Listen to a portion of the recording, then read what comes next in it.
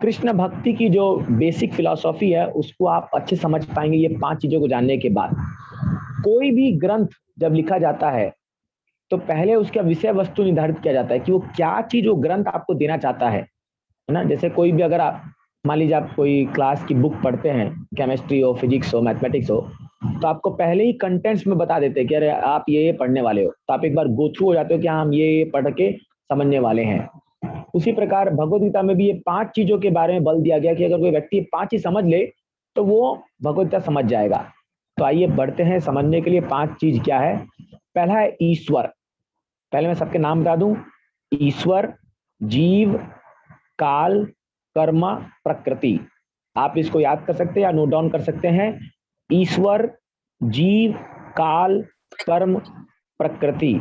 अगर इंग्लिश में बोलेंगे तो गॉड या कंट्रोलर, गॉड ईश्वर। जीवा द सोल, जीवात्मा। देन काल मीन्स टाइम, कर्म मीन्स कर्मा वर्क, एंड प्रकृति नेचर। तो पहले इन सब के बारे में थोड़ा थोड़ा हम जानने का आज की क्लास में प्रयास करेंगे। ईश्वर, देखिए इस संसार में कई लोग ईश्वर होते हैं। जैसे घर में एक पति ईश्वर होता है, तो ईश्वर मतलब कंट्रोलर। वो कुछ ना कुछ कंट्रोल करने की उनके अंदर क्षमता होती है। हर एक व्यक्ति अपने जीवन में कुछ ना कुछ कंट्रोल करता ही है, कोई अपने पद के अनुसार। जैसे मैंने कहा कि घर में पति कंट्रोल करता है, तो पति डिसाइड करता है कि भाई घर कैसा बनेगा, कौन सा रूम कहाँ होगा, किचन कहाँ होगा। ये जो ऑफ कोर्स वो अपने गृहिणी पत्नी का सपोर्ट लेता है, लेकिन फिर भी आप देखोगे मुख्यतः आज ही भारत की सभ्यता में पति कंट्रोल होता है। जो भी मेजर डिसीजन होते हैं लाइफ के, कहाँ स्पेंड करना है, कहाँ इन्वेस्टमेंट करना है, वो पति ही करता है ना। और आप देखो जैसे एक स्कूल में प्रिंसिपल कंट्रोलर होता है, तो जो आदेश वो देता है वो निर्धारित किया जाता है। उसी प्रकार आप जाओगे एक लोकेलिटी में जो होता है, एक वहाँ का एमएलए वो कंट्रोल करता है। फिर एक स्टेट में एक चीफ मिनिस्टर कंट्रोल करता है। पूरे देश को एक प्राइम मिनिस्टर कंट्रोल करता है। तो जो प्रधानमंत्री नियम बनाते हैं और जो वो लागू करते हैं वो लागू होता है। जैसे प्रधानमंत्री ने एक ही रात में कहा नोट बंद, तो सारे 500,000 के नोट जो है वो बंद हो गए। एक दिन में सारे उनको जो जो 500,000 की वैल्यू थी वो जीरो आ गई। हाँ, प्रधानमंत्री ने ये निर्णय ले लिया। तो ऑफकोर्स उनकी टीम शामिल है, लेकिन मुख्यतः निर्णय उन्होंने लिया, उन्होंने अनाउंस किया इसको। तो हम अपने जीवन में अपने पद और स्थान के अनुसार अलग अलग चीजों को कंट्रोल करते हैं, लेकिन इस संसार में कोई भी ये नहीं बोल सकता कि हर एक चीज उसके कंट्रोल में है। कोई भी नहीं बोल सकता।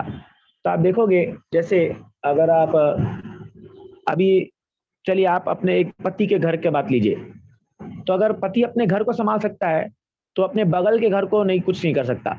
अगर बगल के घर में बहुत झगड़ा चल रहा है, कुछ तनाव चल रहा है, कुछ भी हो रहा है, उसका कोई कंट्रोल नहीं है, वो कुछ नहीं कर सकता। और वो बोलता है कि अरे मैं क्या करूं, मेरे कंट्रोल में नहीं है, मेरा घर थोड़ी है वो। वैसे एक एमएलए है, जितना उसका क्षेत्र है डिस्ट्रिक्ट, उतने में ही वो कंट्रोल कर सकता है, उसके बाहर उसका कोई बस नहीं चलता।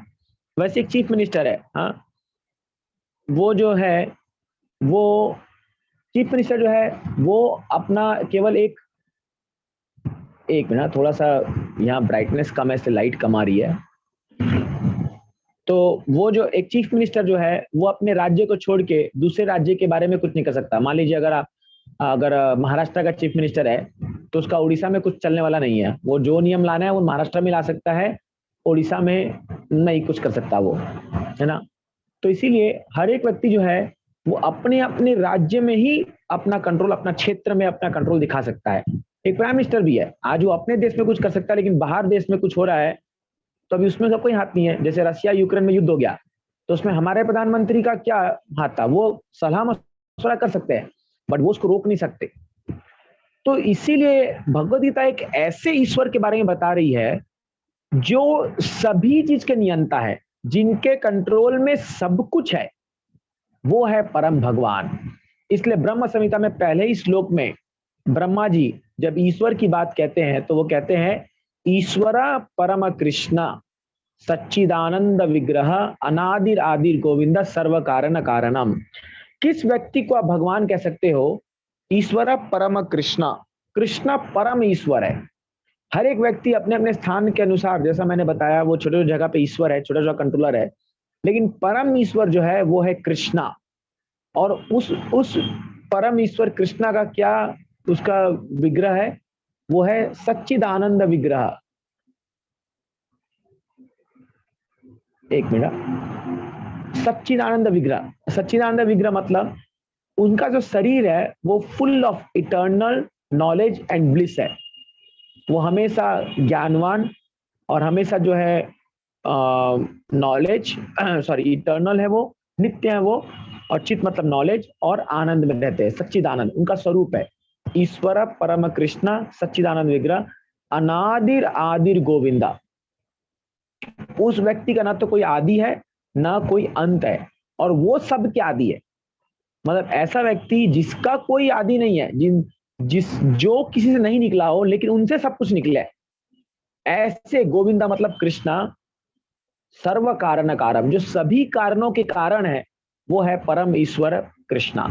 तो इसलिए भगवत गीता में ये जो परम ईश्वर है कृष्णा, इसके बारे में आपको मुख्यतः जानकारी मिलती है कि इनका क्या स्वरूप है, इनका क्या विशेषताएं हैं, इनके क्या गुण हैं, इनकी क्या विभूतियां हैं। इस सब के बारे में आपको गीता में विस्तारित रूप से ज्ञान मिलेगा। भगवान की शक्तियां क्या क्या है, सब के बारे में आपको जानने को मिलता है भगवत गीता में। इसीलिए पहला जो तत्व है वो है ईश्वर, और इनके बारे में पूर्णतः हमें ज्ञान भगवत में मिलता है। तो देखिए भगवत का जो, जैसे कि मैंने पहले बताया आपको, महाभारत एक पार्ट है। तो जब व्यास देव ने महाभारत लिखा, तो आप देखोगे महाभारत में व्यास देव ने कृष्ण को पूर्ण पुरुषोत्तम भगवान करके स्थापित नहीं किया। महाभारत में उन्होंने मुख्यतः हाईलाइट देखोगे, पांडवास और कौरवास, ये लोग हमेशा लीड कैरेक्टर्स है। ऑफकोर्स कृष्ण उनके संबंधी थे, इसलिए वो लोग जो है हमें कृष्ण का नाम आता है। लेकिन महाभारत लिखने के बाद भी जो है व्यास देव को हृदय में संतुष्टि नहीं हो रही थी। तो इसलिए वो एक बार ध्यान मग्न करके बैठे और अपने गुरुदेव को याद किया, नारद मुनि को। नारद मुनि आके कहा, व्यास देव तुमने ये क्या कर दिया? तुमने ग्रंथ तो दे दिए दुनिया को, लेकिन तुमने भगवान कृष्ण को पूर्ण पुरुषोत्तम भगवान के रूप में स्थापित नहीं किया। इसलिए तुम्हारे हृदय में जो है ये असंतुष्टि है, और तुम्हारे हृदय में संतुष्टि नहीं आ रही है, क्योंकि तुमने भगवान को पूर्णतः गुणगान नहीं किया। इसलिए तुम और एक ग्रंथ लिखो जिसमें पूर्ण पुरुषोत्तम हर एक श्लोक में, हर एक लाइन में, हर एक वर्ष में, हर एक शब्द में भगवान का गुणगान हो, परम पुरुषोत्तम भगवान कृष्ण का गुणगान हो। इसलिए फिर व्यासदेव लिखते हैं श्रीमद् भागवतम। और श्रीमद् भागवतम में व्यासदेव पूरी पूरी दिल खोल खोल के जो है गुणगान करते हैं भगवान कृष्ण का, एज अ पूर्ण पुरुषोत्तम भगवान के रूप में जो है उनका वो गुणगान करते हैं श्रीमद् भागवतम में। तो ये जो भगवत गीता है, ये एक पर्टिकुलर ऐसा सेक्शन है महाभारत में जहां पर कृष्ण की भगवत्ता को पूर्ण रूप से प्रस्तुत किया गया है, पूर्ण रूप से। अब इसका मतलब ये नहीं कि व्यासदेव केवल कृष्ण को एडवर्टाइज कर रहे कि तुम भगवान हो। भगवान कृष्ण भगवान है वास्तव में, तभी तो उन्होंने जो अपना विश्व रूप दिखाया और अर्जुना को जो है कन्विंस किया कि अरे अर्जुना देखो, मेरे बाहर कुछ भी नहीं है। मत्त परतरम नान्यत किंचित अस्ति धनंजया मई सर्वमिधि प्रोतम सूत्र मणिगणाइवा। अर्जुना ये बात जान लो, मत परतरम नान्यत, मुझे छोड़ करके मेरे ऊपर और कोई भी नहीं है। धनंजया, कोई लेस मात्र की चीज जो है मुझसे नहीं हो सकती है। मई सर्वम इदम प्रोतम, सब कुछ हो। किस प्रकार?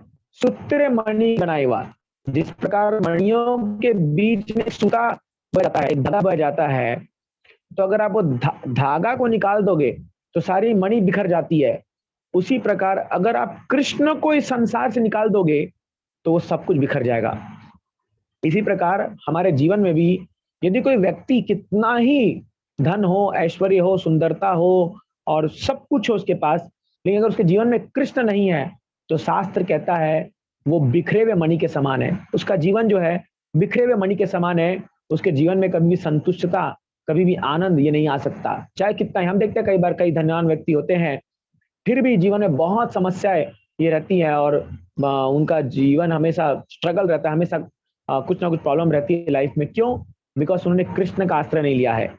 हाँ, तो शास्त्र तो ये कहता है कि जो लोग कृष्ण को नहीं भजते हैं, जो लोग कृष्ण का भजन नहीं करते हैं, मंडनम लोक रंजनम, वो केवल इस संसार में कुछ उनके जो फॉलोवर्स हैं, मंडनम लोक रंजनम, ऐसे लोगों को खुश करने में उनका जीवन चला जाता है, चापलूसीगिरी करने में और ऐसे लोगों को खुश करने में पूरा जीवन चला जाता है, लेकिन वो कभी भगवान को खुश करने का प्रयास नहीं करते हैं। तो इसलिए ऐसे लोगों के जीवन में कभी भी संतुष्टि और आनंद नहीं आ सकता है, क्योंकि वो कृष्ण से विमुख हो गए हैं। तो ऐसे परम ईश्वर कृष्ण को भगवता में पूर्ण रूप से प्रस्तुत किया गया है। और आप देखो इतने सुंदर सुंदर श्लोक है गीता में जो भगवान की भगवत्ता को पूरा वैलिडिफाई करते हैं, जस्टिफाई करते हैं, पूरा उसको वैलिडेट करते हैं कि यस, यही परम भगवान कृष्ण है। इसलिए हमारे हिंदू, खासकर सनातन धर्म में बहुत सारे शास्त्र हैं, धर्म शास्त्र है, अर्थशास्त्र है, वेद शास्त्र, अलग अलग शास्त्र हैं। लेकिन आप देखोगे उसको पढ़ने के बाद लोग कंफ्यूज हो जाते हैं कि अरे किसको पूजा करें। इसलिए हमारे 33 कोटि देवी देवता हैं। आप किसी भी एक आम हिंदू घर में जाइए तो आपको कितने सारे फोटो मिल जाते हैं। हाँ, हर एक प्रकार के देवताओं के फोटो लगा के रखे हैं, लेकिन उनको मुख्य गोल पता नहीं है कि हम एक किसको वर्शिप करें। तो इसीलिए गीता स्पष्ट रूप में बताते हैं, अरे तुम एक ही व्यक्ति को वर्शिप करो, वो है भगवान श्री कृष्णा, जो है परम ईश्वर। ये हो गया पहला, ईश्वर। अभी दूसरा है जीव। तो अभी देखिए गीता की एक बहुत बड़ी विशेषता है, जो एक मिनट, गीता की एक बहुत बड़ी विशेषता है कि वो जीव तत्व जो है उसको बहुत ही स्पष्ट रूप से और एकदम क्लैरिफाई करके वो प्रस्तुत करते हैं। मैं आपको यहाँ बहुत इंपॉर्टेंट बताना चाहूंगा, ये फिलोसॉफिकल है लेकिन इसको ध्यान समझ लिए। बहुत लोग क्या सोचते हैं, हम और भगवान एक है। ये बात जो है ये सच भी है और सच नहीं भी है। तो अगर हम और भगवान एक होते तो भगवान के सारे गुण हमें मौजूद होने चाहिए थे, लेकिन ऐसा नहीं है। भगवान के कुछ कुछ गुण जो हैं वो हम में मौजूद है, लेकिन वो क्वालिटी में सेम हो सकते हैं, क्वांटिटी में सेम नहीं हो सकते हैं। मैं आपको उदाहरण देता हूं, जिस प्रकार एक ग्लास पानी जो होता है वो भी H2O है, वो भी उसी पदार्थों से बना हुआ है जो समुद्र के जल का पानी है। लेकिन एक गिलास पानी और समुद्र के जल में बहुत अंतर है। समुद्र का जल कई हजार करोड़ लीटर पानी है, लेकिन हमारा खाली एक गिलास पानी जो 300-400 ml या 1 लीटर पानी हो सकता है। उसी प्रकार हम भगवान के अंश हैं, तो हम में भगवान के गुण हैं, लेकिन हम भगवान नहीं है। हमें भगवान के कुछ गुण मात्रा है, लेकिन हम में पूर्णतया भगवान, हम कभी भगवान नहीं बन सकते। ये भ्रम में कभी मत रहिएगा कि हम भगवान बन जाएंगे। कई लोग क्या सोचते हैं कि हम योग साधना सिद्धि करके भगवत्ता प्राप्त कर लेंगे और कुछ सालों बाद जो है हम भगवान बन जाएंगे। और कई लोग अपने आप को इस प्रकार से भगवान समझ करके अपनी उपासना भी कराते हैं। कई ऐसे तथाकथित गुरु बन जाते हैं जो अपने आप को भगवान मानते हैं और भगवान मान करके वो अपनी पूजा खुद कराते हैं अपने शिष्यों से।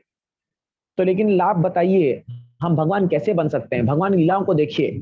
हाँ, जैसे कई भगवान ने गोवर्धन पर्वत उठाया। जो व्यक्ति भगवान अपने आप को मानते हैं उनको कहिए कि आप केवल एक उंगली पे एक टेबल उठा के दिखाइए। अगर टेबल केवल उठा के दिखा देंगे वो एक उंगली पे कुछ समय के लिए, तो भी हम मान जाएंगे कि बड़े महान व्यक्ति है। भगवान ने 7 दिन 7 रात के लिए पूरा गोवर्धन पर्वत उठा के रखा था, ये उनका कार्यकलाप है। तो कई लोग जो है बोलते हैं भगवान ने रासलीला किया, इतने गोपियों के साथ डांस किया, हम क्यों नहीं कर सकते हैं? हम भी कर सकते हैं, हम भी भगवान के अंश हैं, हम भी जो भगवान करे हम वो कर सकते हैं। भगवान ने रासलीला से पहले गोवर्धन पर्वत उठाया था, वो आप उठा के दिखाओ। भगवान ने अपना विश्व रूप दिखाया था, वो विश्व रूप दिखा के दिखाओ। तो हम भगवान को इमिटेट नहीं कर सकते हैं, हम उनकी नकल नहीं कर सकते हैं। हम नकल करने जाएंगे तो हमारा पतन हो जाएगा और हम भ्रम में पड़ जाएंगे ना। तो इसीलिए जीव जीव है, ईश्वर ईश्वर है। इसको कहते हैं अचिंत्य भेदाभेद तत्व। भगवान चैतन्य महाप्रभु ने हमें ये शिक्षा दी थी कि अचिंत्य भेदाभेद तत्व, कि हम में और भगवान में भेद भी है और अभेद भी है। तो भेद क्या है कि हम अणु हैं, भगवान विभु है। हम बहुत छोटे हैं, भगवान बहुत बड़े हैं। और अभेद क्या है, समानता क्या है, हम भी सच्चिदानंद विग्रह है, भगवान भी सच्चिदानंद विग्रह है। हम भी एज अ जीव, हम भी एज अ सोल, एक जीवात्मा के रूप में हम भी नित्य है, हम भी जो है शाश्वत है, हम भी ज्ञानवान है और हम भी आनंद से भरपूर हो सकते हैं। अभी हम जो ये शरीर धारण कर लिए हैं, अपने ऊपर एक कवरिंग धारण कर लिया है, इसके वजह से हमें निरानंद की महसूस हो रही है, हमें वो उसका सामना करना पड़ता है। हमारे सभी दुखों का कारण है ये शरीर। क्योंकि मैंने आपको पिछले क्लास में बताया था 7 प्रकार की जो हमारे अंदर तकलीफें आती है, जन्म मृत्यु जरा व्याधि और फिर आदि दैविक आदि भौतिक आध्यात्मिक क्लेश। तो इस 7 प्रकार के जो क्लेश हमें हमेशा सताते रहते हैं, हमेशा कष्ट देते रहते हैं, ये शरीर के कारण है। और शरीर जो है वो आत्मा के ऊपर एक आवरण है। तो गीता में बता रही है कि आपकी असली पहचान ये शरीर नहीं है, आपकी असली पहचान आत्मा है, आप एक जीवात्मा हो, आप भगवान के अंश हो। और इसको भगवान गीता में बहुत स्पष्ट रूप से बताते हैं, ममैव वंशो जीवलोके जीवभूत सनातन मनः षष्ठान इंद्रियाणी प्रकृति स्थानी कर सती। ये जो जीवात्मा है ममैव वंशो, ये मेरा अंश है, ये जीव लोग जो है मेरा अंश है। ममैव वंश जीवलोके जीव भूत सनातन, यहां देखो भगवान स्पष्ट करे जीव भूत सनातन, ये जो है सनातन है, ये इटर्नल है।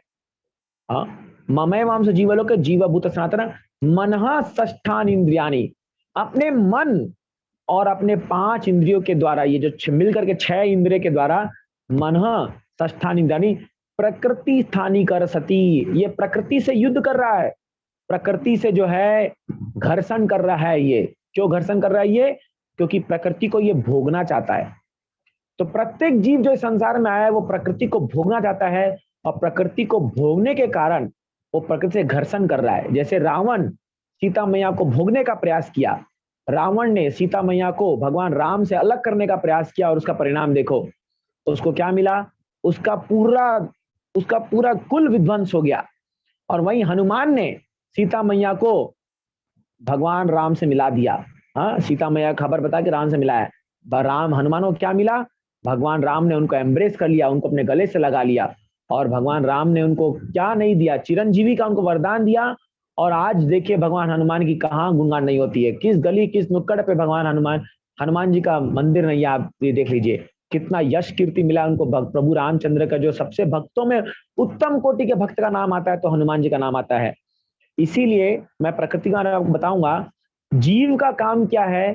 प्रकृति को भगवान से मिलाना, मतलब प्रकृति में जो भी सामान चीज उपलब्ध है उसको भगवान की सेवा में लगाना, ये है जीव का काम। तो आप ट्रायंगल के रूप में समझ सकते हो, मैं आपको अभी यहाँ बता रहा हूँ।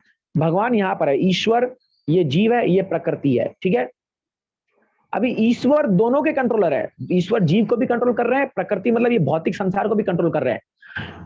अब जीव क्या करना चाह रहा है? जीव भगवान ईश्वर को छोड़ करके प्रकृति को इंडिपेंडेंटली भोगने का प्रयास कर रहा है। मतलब बोलता है मैं भगवान को नहीं मानता हूं, या मैं ही भगवान हूं, मैं जो चाहूं सब कर सकता हूं। भगवान को बुला करके प्रकृति को भोगने का प्रयास कर रहा है। जैसे रावण राम जी को बुला करके सीता को भोगने का प्रयास कर रहा है। तो इसके कारण जीव की हालत क्या होती है? जीव का पतन हो जाता है, और जीव जो है वो नष्ट हो जाता है, विनष्ट हो जाता है। तो वही जीव अगर प्रकृति को भगवान की सेवा में लगा दे तो तीनों जो है, ईश्वर, जीव और प्रकृति, मिल करके एक इतना अच्छा व्यवस्था बना सकते हैं जहां पर जीव भी हमेशा खुश रहेगा और भगवान भी जीव से संतुष्ट रहेंगे। ऐसा ही राज्य था महाराज युधिष्ठिर का। बोलते हैं महाराज युधिष्ठिर जब राज्य करते थे तो इतनी संपन्न था उनका राज्य कि उनके राज्य में इतनी भरपूर वर्षा होती थी कि कभी उनको पानी की कमी नहीं होती थी। दूध इतने गाय संतुष्ट थे कि इतना एबंडेंट दूध देते थे कि दूध से जो है पूरा जमीन जो है मॉइस्चर रहता, पूरा जमीन जो है गिल्ला होकर के पूरा मॉइस्चर रहता था। इतना दूध जो है गाय उनको देती थी महाराज युधिष्ठिर के राज्य में। किसी भी व्यक्ति को कोई प्रकार का मानसिक कष्ट, आप इमेजिन कर सकते हो, नो मेंटल प्रॉब्लम। समझ सोचिए आप, ये इमेजिन करना हमारे लिए बहुत मुश्किल है। आज के युग में इतने लोग डिप्रेशन के शिकार है, मानसिक समस्या बीमारियां हैं, लेकिन महाराज युधिष्ठिर के राज्य में मानसिक बीमारी किसी को नहीं थी। कभी बेटा पिता के पहले मृत्यु नहीं हो सकती थी, ऐसा उनका राज्य में राज्य था। क्यों? क्योंकि महाराज युधिष्ठिर जो है वो प्रकृति के हर एक वस्तु को भगवान की संपत्ति मान करके भगवान की सेवा में लगाते थे, भगवान के आदेश अनुसार उनकी सेवा में लगाते थे। इसलिए वो संपूर्ण रूप से खुशहाल था, संपूर्ण रूप से जो है पूरा प्रकृति और जीव और भगवान के बीच में एक संतुलन होकर के संसार होता है। वास्तव में संसार में अगर ये संतुलन बन जाए ना तो सारी समस्या सॉल्व हो जाएगी। लेकिन जब जीव रावण जैसी बुद्धि को लेकर के भगवान की प्रकृति को भोगना के लिए प्रयास करता है, भगवान को भुला करके, तब सारी समस्या खड़ी हो जाती है। इसलिए जीव का भगवान ने बताया क्या? ममय मांसो जीवलोके जीवभूत सनातना, हम भगवान के अंश हैं। ये याद रखिए, हम भगवान के नित्य अंश हैं और भगवान कभी भी हमारा साथ नहीं छोड़ते। वो परमात्मा के रूप में सदा हमारे साथ विराजमान है। तो ये हो गया जीव के बारे में, ठीक है, ईश्वर जीव। हम विस्तार रूप से और आगे पढ़ेंगे कैसे दूसरे अध्याय में भगवान 18 श्लोकों में जीव के बारे में बताते हैं कि आत्मा का क्या स्वरूप है। आत्मा सच्चिदानंद। हरे कृष्णा। मेरी आवाज क्लियर है? तो मैसेज कर रहा है। यस प्रभु जी, क्लियर आ रही है आवाज। Okay very clear.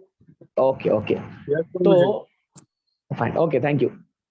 तो जीव जो है वो 18 श्लोकों में भगवान आत्मा के बारे में बताते हैं और बताते हैं कि कैसे जो है आत्मा कभी मरती नहीं है, वो कभी जन्म लेती है। हाँ, अजो नित्यम शाश्वतो यम पुराणो न हन्यते हन्य माने शरीरे। आत्मा को कभी काटा नहीं जा सकता है, आत्मा को कभी जलाया नहीं जा सकता है। ये मत सोचिए किसी व्यक्ति का जो मृत्यु हो गई तो हम उसको जला दिए शमशान में जाकर के तो वो व्यक्ति चला गया, आत्मा चली, नहीं। आत्मा को कभी जलाया नहीं जा सकता, ये शरीर जलता है, आत्मा नहीं जलती है कभी भी। तो इसके बारे में भगवान विस्तार रूप से बताते हैं और भगवान ये बताते हैं कि आत्मा हर एक स्थान में मौजूद है। ये मत सोचिए कि खाली आत्मा जो है इस धरती पर है, नहीं, सूर्य में भी आत्मा मौजूद है। जैसे हमारा शरीर जो है पंच महाभूत से बना हुआ है, पृथ्वी, जल, अग्नि, आकाश, वायु, ये पंच महाभूत से हमारा शरीर बना हुआ है। वैसे ही इन पंच महाभूत में अलग अलग ग्रह में अलग अलग प्रधानता है। जैसे हमारे यहाँ पर प्रधानता किस चीज की है? धरती की, पृथ्वी की प्रधान ज्यादा है, इसलिए हमारा शरीर बहुत ग्रॉस है। सूर्य में जाओगे वहां पर अग्नि की प्रधानता है, उनका शरीर फायरी है, उनका शरीर जो है अग्नि से बना हुआ है। और कोई ग्रह जाओगे तो वहां पर अलग अलग पदार्थों से बना हुआ है, लेकिन आत्मा एक ही है। तो इसलिए आप अगर अपने कर्मानुसार आप चाहोगे तो आप अगला जन्म सूर्य में भी ले सकते हो, चंद्रमा में चंद्रलोक जा सकते हो, सूर्यलोक जा सकते हो, कोई भी ऊपर प्लैनेट आप जा सकते हो, लेकिन उसके लिए क्वालिफिकेशन चाहिए। ठीक है, तो ये जीव के बारे में भगवान विस्तार रूप से बताते हैं गीता में। हम आगे और समझने का इसका प्रयास करेंगे। अब नेक्स्ट है काल, टाइम फैक्टर। बहुत इंपॉर्टेंट है टाइम फैक्टर। देखिए, बोलते हैं ना, समय के साथ सब कुछ बीत जाता है, सब कुछ डस्ट हो जाता है, सब कुछ। समय इतना इतना बलवान है। जिनका भी प्रश्न है मैं नेक्स्ट जब ये क्लास खत्म होगा तब मैं लूंगा। हम 10-15 मिनट क्वेश्चन आंसर के लिए समय देंगे, उस समय आप क्वेश्चन पूछ सकते हैं, लिख के रख सकते हैं आप क्वेश्चन को। तो समय इतना बलवान है, भगवान गीता में कहते हैं कालोस्मि अहम, मैं काल हूं। जब भगवान विश्व रूप का दर्शन दिखाते हैं अर्जुना को, हजार हजार भुजाएं, हजार हजार मुख, इतना ना उसका अंत है ना आदि है। अर्जुन देख के पूरा बिल्डर हो गया, पूरा उसको धरता शरीर कांप रहा है कि अरे कौन पकड़ जाइए।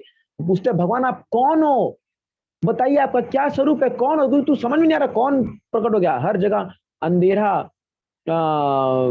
छा गया है, हर जगह जो है समस्त प्रॉब्लम, ये क्या बोलते हैं, हाथ बुझाएं फैली हुई है। इनको अर्जुन को समझ में आ रहा है कि ये कौन सामने खड़ा हो गया। तब भगवान बहुत गंभीर आवाज में बोलते हैं कालोस्मि अहम, मैं काल हूं और मैं यहां मौजूद सभी योद्धाओं को नष्ट कर दूंगा।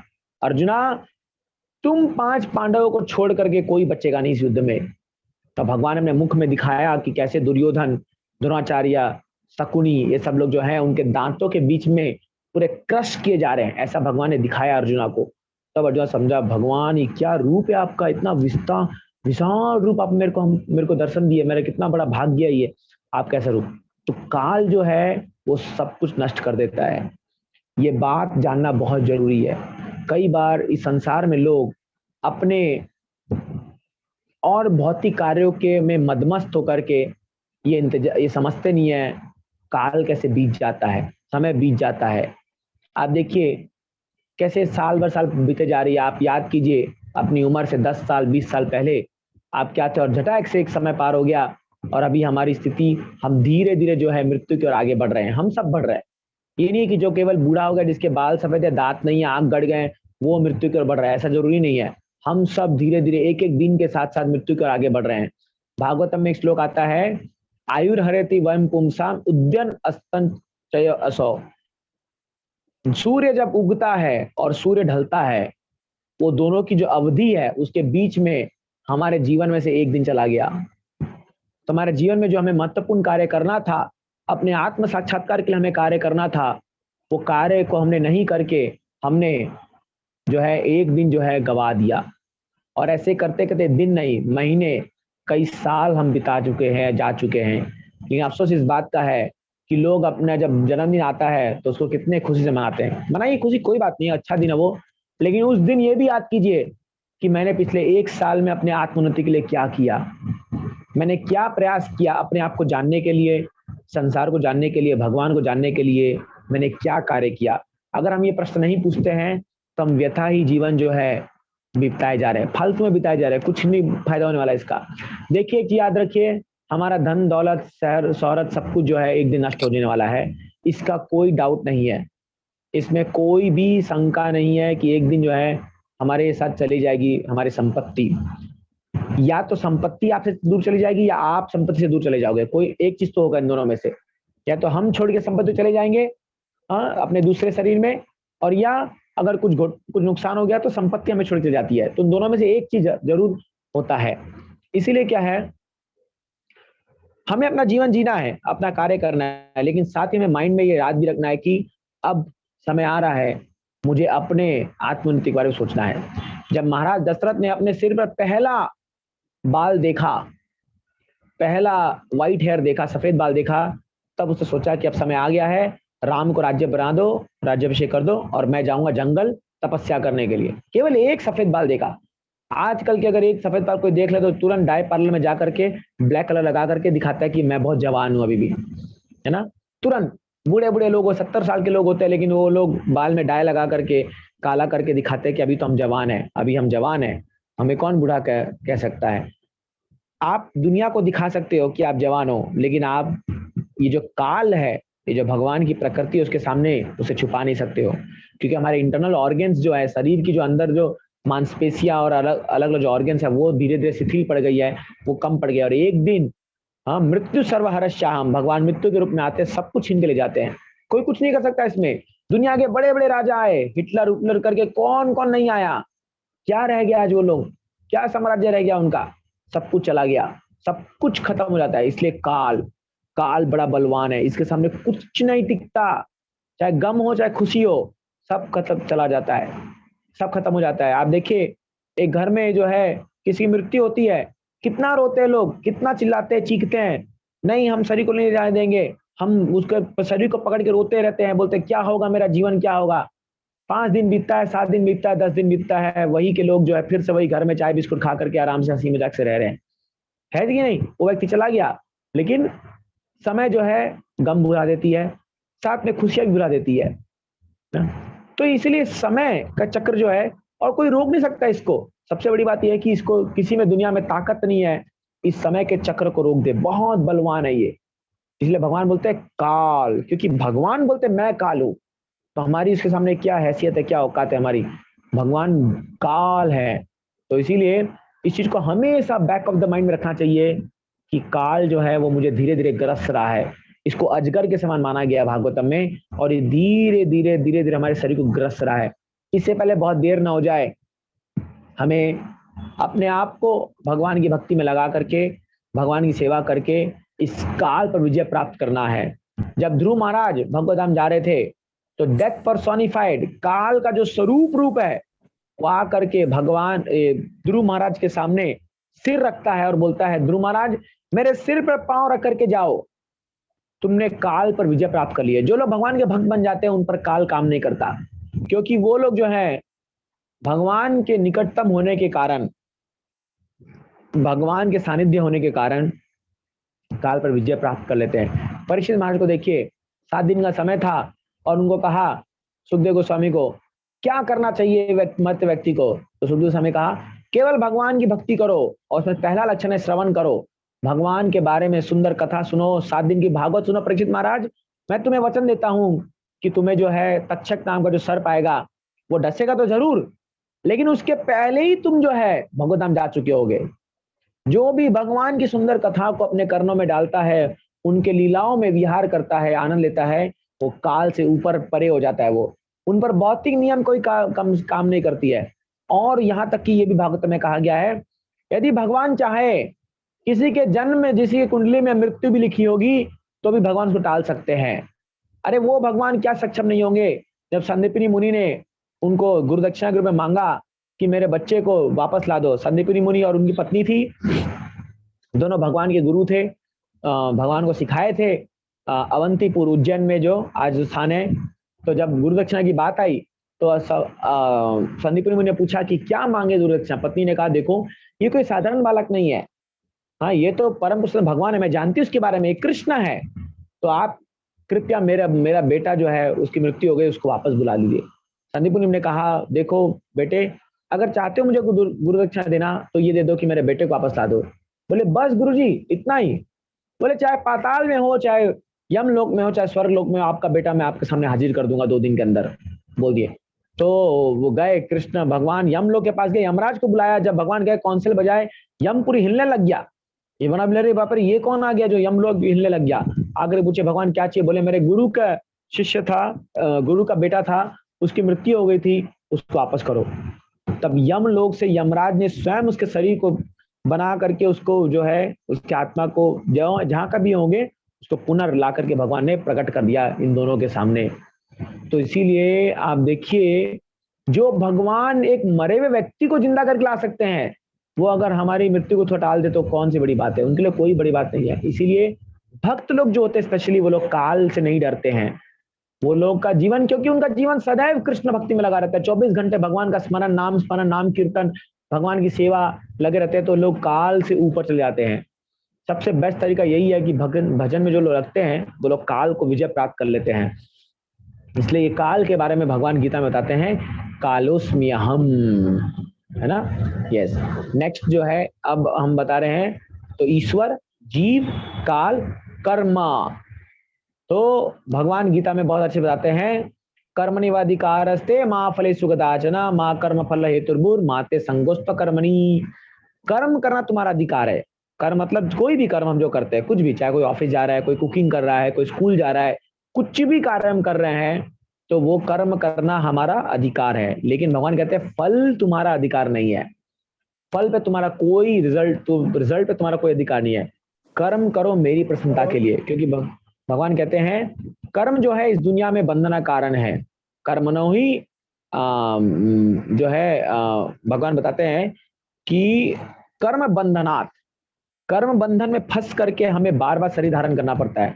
हमारे साथ जो भी हो रहा है, अच्छा बुरा भला जो भी है, वो हमारे कर्मों का फल है, ये याद रखिए। हमारे कर्मों का फल ही जो है हमें या तो दुख दे रहा है या सुख दे रहा है। तो ऐसा कर्म जो कि भगवान को संपूर्ण समर्पित किया गया हो, वो कर्म जो है हमें कभी रिएक्शन नहीं देता। इसलिए 3 प्रकार के कर्म होते हैं। एक है नॉर्मल कर्मा, जिसका रिएक्शन या तो बैड या गुड आता है। देन विकर्मा, विकर्मा मतलब सिंफुल प्रोहिबिटेड एक्टिविटी, जिसको शास्त्र मना करता है करने के लिए। और तीसरा अकर्मा, अकर्मा मतलब जिसका कोई भी सिंफुल रिएक्शन नहीं होता, जिसका कोई भी आपको आपका कोई भी उसका रिएक्शन नहीं आता आपको, मतलब आपने वो कर्म किया, आपको उसके बदले में कुछ और झेलना नहीं पड़ेगा। अकर्मा है भक्ति। भक्ति एक ऐसा कर्म है, भक्ति में आप जो भी कार्य करते हो उसका कोई रिएक्शन नहीं होता। जैसे अभी आप बैठ के कथा सुन रहे हो, ये भगवान के बारे में सुन रहे हो, इसका कोई कर्मा नहीं है, इसका आपको नहीं। इससे ये भक्ति है, ये बोथ गुड और बैड रिएक्शंस के ऊपर चलती है। जनरली लोग पुण्य कर्म को भक्ति समझते हैं, ये गलत है। पुण्य कर्म भक्ति नहीं है। जैसे गरीबों को कपड़ा देना, दान देना, ये चावल देना, ये सब देना, ये पुण्य कर्म है। लेकिन जब उसी पुण्य कर्म में कृष्ण को जोड़ दे तो भक्ति हो जाती है। तो इसीलिए पुण्य कर्म जो है उससे आपको सुख मिलेगा, सुविधा मिलेगी, उससे आपको सुख नहीं मिलेगा। तो जो लोग पुण्य करते हैं, पुण्यवान होते हैं, उनको धन आता है, ऐश्वर्य आता है, ये सब आता है। तो पुण्य कर्म से आपको सुविधा मिलती है लेकिन सुख नहीं मिलता। लेकिन भक्ति जो है दोनों सुख और दुख से ऊपर है, पुण्य और पाप से ऊपर है। और यहां तक कि भक्ति तो इतनी प्रभावशाली है कि हमारे पूर्व जन्म के जितने जन्मों के हमारे पाप से उसको काट के नष्ट कर देती है ना। तो कर्मणा, ब्रह्म संहिता में ब्रह्मा जी कहते हैं दहती च भक्ति भाजम। हाँ, कर्मणि दहती, दहती मतलब जला करके भस्म कर देती है। कोई व्यक्ति के जीवन में कितना भी पाप कर्म क्यों ना हुआ हो, यदि वो भक्ति करने लग जाता है, यदि वो भगवान के बारे में श्रवण कीर्तन करने लग जाता है, तो उसके सारे कर्म को भगवान जला के राख कर देते हैं। कष्ट, पूरा सारा कर्म खत्म हो जाता है उसका, केवल भक्ति। इतना पावरफुल है भक्ति। तो भगवान गीता में हमें प्रेरित कर रहे हैं कि ऐसा कर्म करो जिससे तुम जो हो कर्म बंधन से मुक्त हो करके मेरे धाम को प्राप्त करो। लेकिन अगर हम ऐसे कर्म करते हैं जिसमें आजकल तो लोग कैसे कैसे जघन्य कर्म करते हैं, थोड़े से इंद्र सुख के लिए, थोड़े से पैसों के लालच के लिए क्या क्या नहीं कर देते हैं। हाँ, सबसे पहले जैसे भ्रूण हत्या, घर में ही बच्चे को मार देना, कितना बड़ा पाप कर्म है ये, कितना बड़ा पाप है, इसका बहुत जन्म तक एक्शन भोगना पड़ेगा। तो इसीलिए जो है ऐसे कर्म कीजिए जो आपको इस संसार से ऊपर उठाए, ना कि संसार में वापस बंधन में डाल दे। हमें ऐसे कर्म के विषय में हमें प्रयास करना चाहिए। तो ईश्वर, जीव, प्रकृति काल, कर्म और प्रकृति। अब प्रकृति के बारे में ये थोड़ा जानना चाहिए। प्रकृति भगवान की शक्ति है। मया दक्षिणा प्रकृति सूयते सचराचरम हेतु नाने कौन्तेय जगत विपरिवर्तते। भगवान गीता में कहते हैं मया अध्यक्षेण प्रकृति, ये जो प्रकृति काम कर रही है, प्रकृति मतलब भौतिक संसार, भौतिक नेचर जो आप देखते हो, पहाड़, पेड़, पौधे सारे, मया अध्यक्षेण, मेरी अध्यक्षता में, मेरी सुपरिटेंडेंस में प्रकृति काम करती है। सूयते से चराचरम, चर हो चाहे अचर हो, ये दोनों जो है मेरे अध्यक्षता में ही काम करते हैं। हेतु नाने कौन्तेय जगत विपरिवर्तते, तो इसीलिए आप प्रकृति को कभी भगवान से अलग नहीं कर सकते। जो लोग सोचते हैं कि हर कुछ प्रकृति से आता है, जैसे कई लोग होते हैं जो भगवान को नहीं मानते, वो मानते हैं कि सब कुछ प्रकृति से आता है, तो हम जो है हमारा अधिकार है प्रकृति को भोगना। ये बहुत गलत धारणा है ना। हम प्रकृति को भोग नहीं सकते हैं, हम प्रकृति को भगवान की सेवा में यूज करेंगे, और जब भगवान संतुष्ट हो जाएंगे तब हम जो है हम भगवान का प्रसाद ग्रहण करके हम भी खुश हो सकते हैं। आपको उदाहरण देता हूँ, जैसे आप घर में ऑर्डनरी चावल दाल राइस बनाते हो, अपने चावल दाल सब्जी जो बनाते हो, वही चीज को अगर आप केवल भगवान को भोग लगा दो, वो प्रकृति है ना। आपको चावल कहाँ से मिला, आपको दाल कहाँ से मिला, आपको आटा कहाँ से आया, गेहूं कहाँ से आया, सब प्रकृति से आ रहा है ना।